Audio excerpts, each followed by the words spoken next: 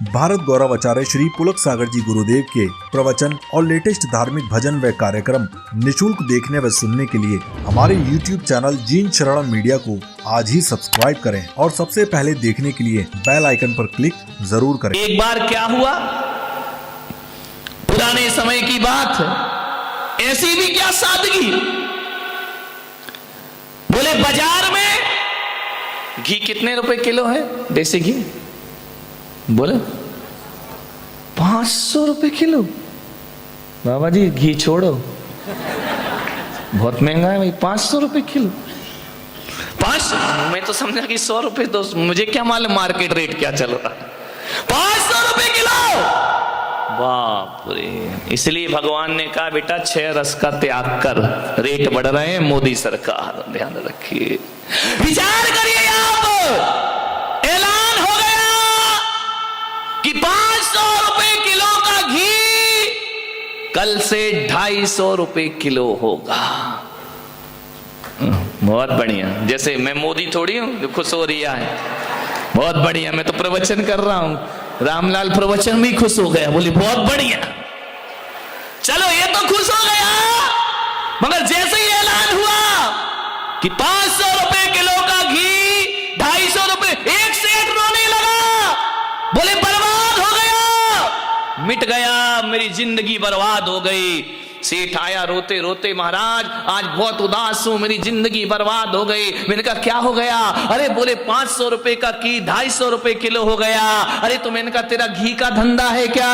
बोले नहीं, घी का धंधा नहीं, जो धंधा तो मेरा महाजनी धंधा है। मैंने कहा क्या धंधा? बोले सोना चांदी बेचता हूं। तो मैंने कहा सोना चांदी बेच रहा है, 500 रुपए का घी 250 रुपए हो गया, अब काय को रो रही है? तुझे तो खुश होना चाहिए। अरे बोले खाक खुश होना चाहिए, बर्बाद हो गया मैं। अरे तो मैंने कहा तू बर्बाद क्यों हो गया भाई? घी के रेट कम हुए, तू बर्बाद हो गया?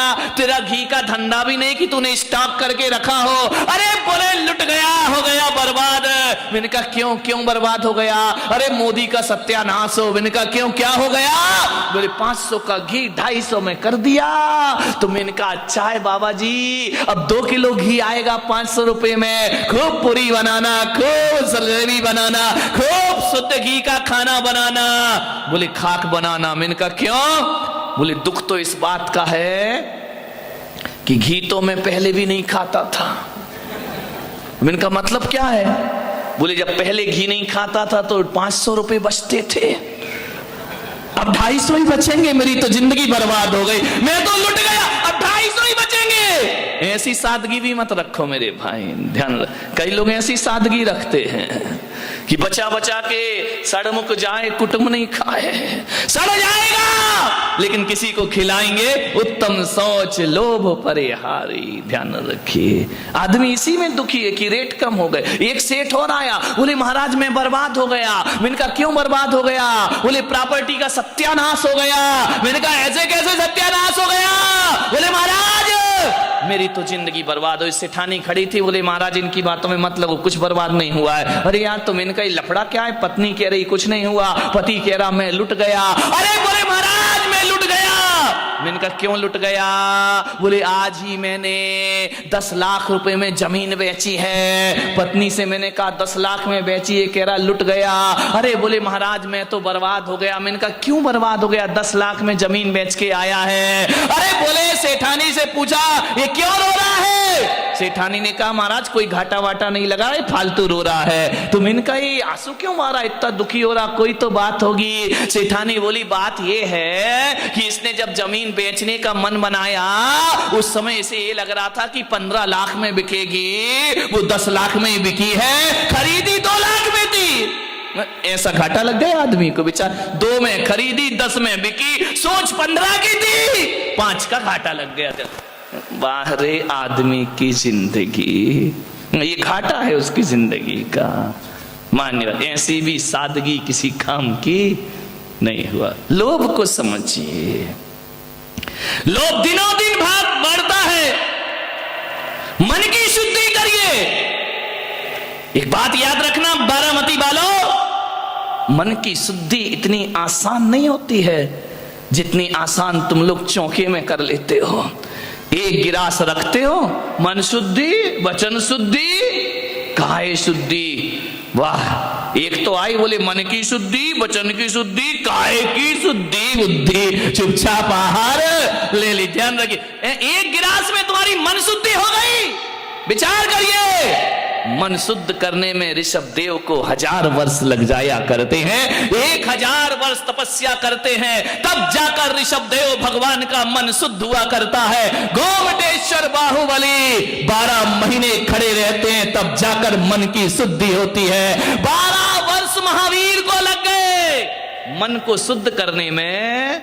वाह रे बारामती वालों, एक गिलास में मन शुद्धि, मन हमारा शुद्ध हो गया। ध्यान रखिए, मन शुद्धि में जिंदगी लग जाती है। तुम एक गिलास दे के मन शुद्ध कर लेते हो, हम जिंदगी भर मुनि बने रहे तो भी मन शुद्धि की गारंटी नहीं हुआ करती है। अरे गिलास देने से मन शुद्ध नहीं हो जाया करता है। ध्यान रखिए, मन शुद्धि, मन को पवित्र बनाइए। एक गुरु गोरखनाथ, एकनाथ बाबा थे, बाबा एकनाथ विठला, एकनाथ बाबा का नाम सुना होगा।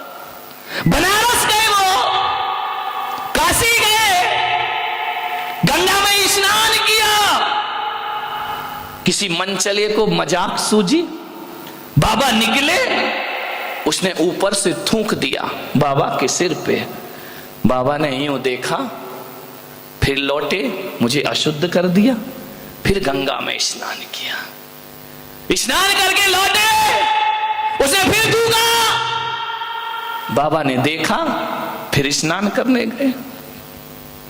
एक बार नहीं, 2 बार नहीं, 3 बार नहीं, 100 बार बाबा ने स्नान किया और 100 बार मनचले ने उन पर थूक दिया। बाबा मुस्कुराते, फिर जाके गंगा नहाते, 100 बार आए गए। विचार करना है, आपको 2 बात कोई बोल दे तो कितने जल्दी मन खराब हो जाया करता है।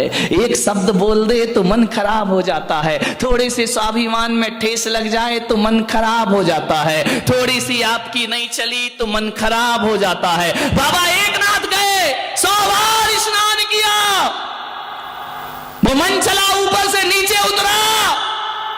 बाबा ने ना गाली दी, ना बाबा ने उसे भला बुरा कहा।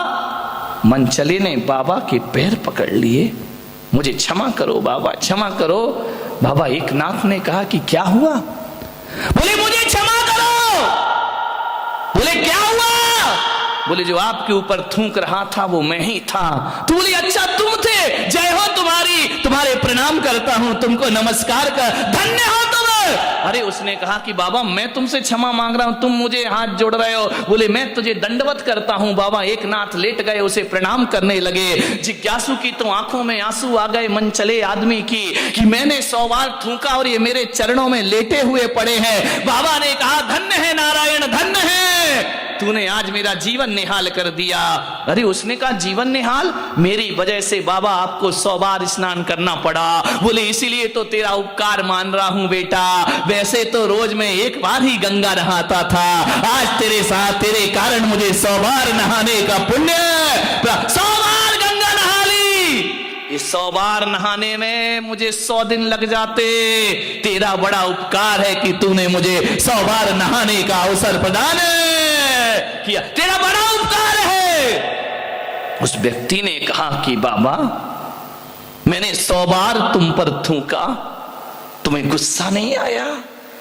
बाबा ने कहा कि पागल, तूने 100 बार मुझ पर थूका नहीं है, तूने 100 बार मेरे मन को पवित्र किया है, साफ किया है। और आज मुझे लग रहा है कि जिंदगी भर गंगा नहाता था तो तन को शुद्ध करता था, मगर आज तूने मेरे मन को शुद्ध कर दिया है। आज मैं पवित्र हो गया हूं, तेरा उपकार है मेरे ऊपर। ध्यान रखना, असली गंगा स्नान तन को नहलाना नहीं, असली गंगा स्नान तो मन को नहलाना हुआ करता है। मन मैला और तन को धोए। विचार करिए, सोचना है आपको। एक जैनेन्द्र कुमार जी हुए, बहुत बड़े साहित्यकार, जैन परंपरा में बहुत बड़ा साहित्य लिखा उन्होंने। लेकिन जैनेन्द्र कुमार नाम था उनका। उन्होंने कभी भी जिनेंद्र के मंदिर में प्रणाम नहीं किया, कभी मंदिर नहीं गए, कभी पूजा पाठ नहीं की। लिखते बहुत अच्छा थे, अलग तरह का स्वभाव उनका, ना पूजा से मतलब, ना पाठ से मतलब, ना जाप से मतलब, ना भगवान से मतलब। बहुत बड़े साहित्यकार हुए। एक दिन ऐसा समय आया कि वह कुछ लिख रहे थे कि लिखते ही लिखते उन्हें लकवा मार गया, हाथ टेढ़े हो गए, जुबान बंद हो गई, कलम हाथ में रखी की रखी रह गई। लोग अस्पताल ले गए, एडमिट कराया उनको। डॉक्टरों ने 8 दिन इलाज किया, कोई फायदा नजर नहीं आया। बहुत दवाइयां हुई, जो उन्होंने कमाया था पैसा पानी की तरह बहा दिया। ध्यान रखना, बाहरी इंसान कैसा जीवन है तेरा, पैसों के लिए सेहत खराब करता है, और जब सेहत खराब हो जाती है तो पैसा खराब करता है। विचार करना है आपको।